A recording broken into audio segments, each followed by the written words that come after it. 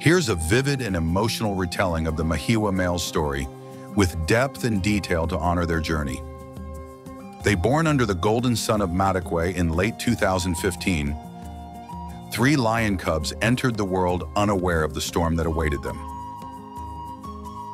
These brothers, later known as the Mahiwa males, were born into the Matlapa pride,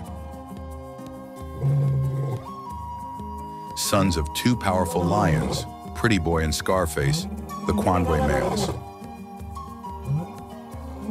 For a brief moment in 2016, their world seemed secure. But that illusion shattered when a coalition of 3 lions, 2 males known as Chimbro males and 1 Bafifo male, invaded their territory.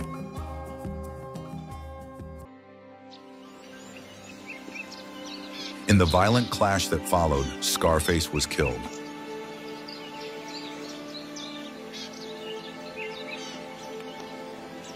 The loss was immense, not just for the pride, but for his sons, who were still too young to understand the weight of his absence.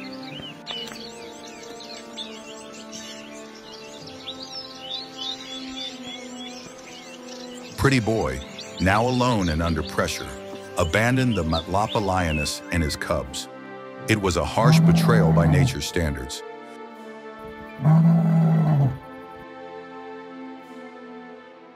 But the mother of the Mahiwa males stood firm. Against all odds, she raised the cubs by herself.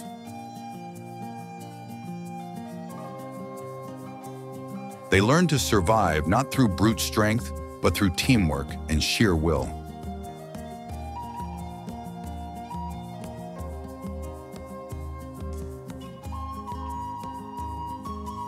The brothers hunted with their mother, forged by hunger, fear, and a burning bond of blood. Their journey was carved in hardship, but it built them into warriors.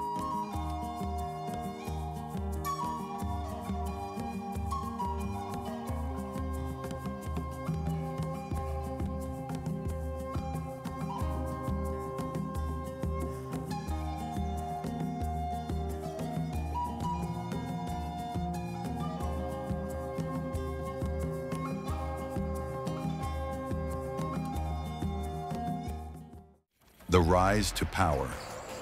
By early 2020, the brothers, now young, muscular lions in their prime, challenged the very coalition that took their father.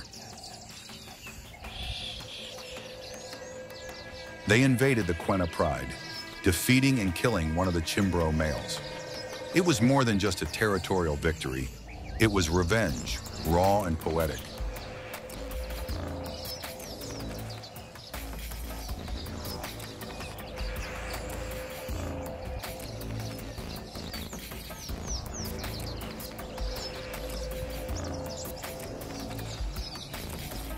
But it came at a heavy cost. One of the Mahiwa brothers fell in the battle. He died fighting, his blood soaking into the very land that took his father.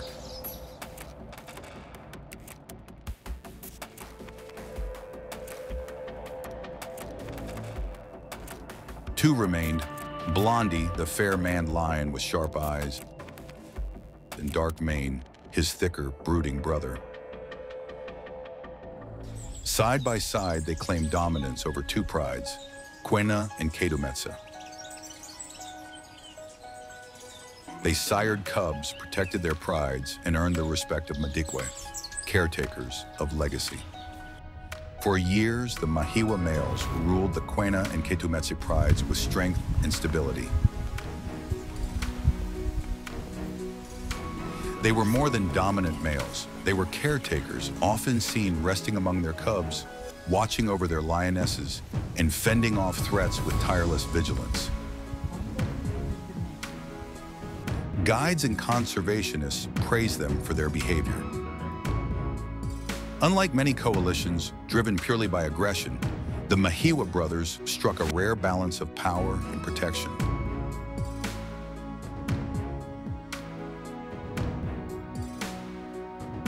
The prides thrived under them, cubs survived, lionesses hunted without fear, and the prides grew strong.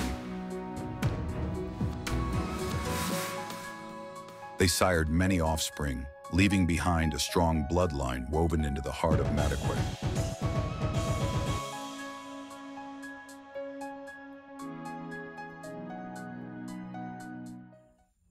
The shadows of the past.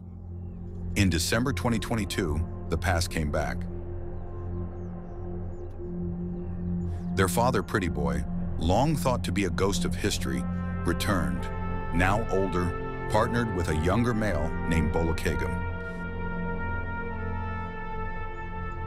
They entered the territory of the Mahiwa males, perhaps hoping to reclaim what was once theirs.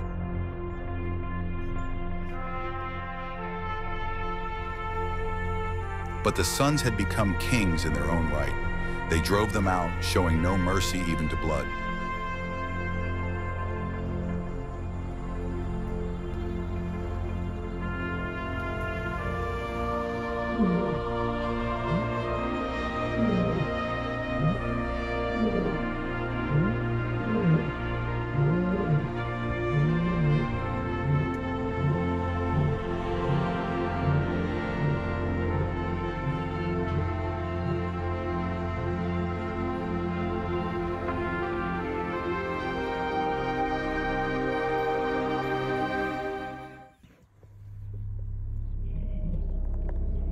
But danger was never far.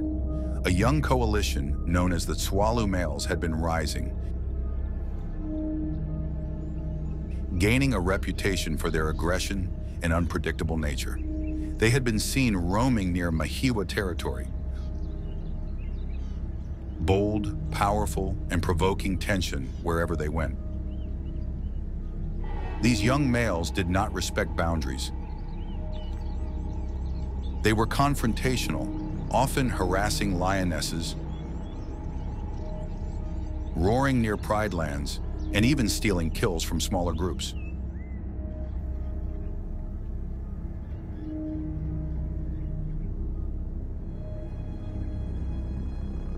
In September 2023, one of the Tswalu males was found dead. Though no one witnessed the battle, all signs pointed to the Mahiwa brothers. Blondie had fresh wounds, deep scratches, and a limp. Dark Mane, too, bore signs of a fight. The message was clear. The Mahiwa brothers had delivered swift justice. They would not be bullied, not even by reckless youth. The Tswalu males' aggression had pushed too far, and they paid the price.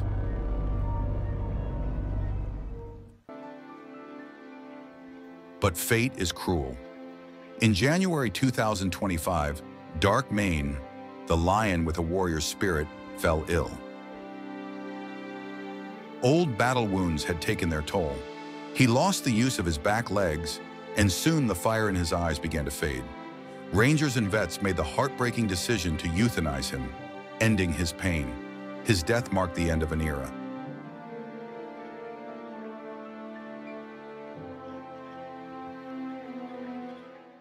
Now only one brother remains. Blondie, the last Mahiwa male, rules alone. His roars echo across Madikwe, but the silence that follows is deafening. He carries the legacy of his brothers, his father, and the pride that raised him. Yet the horizon grows darker.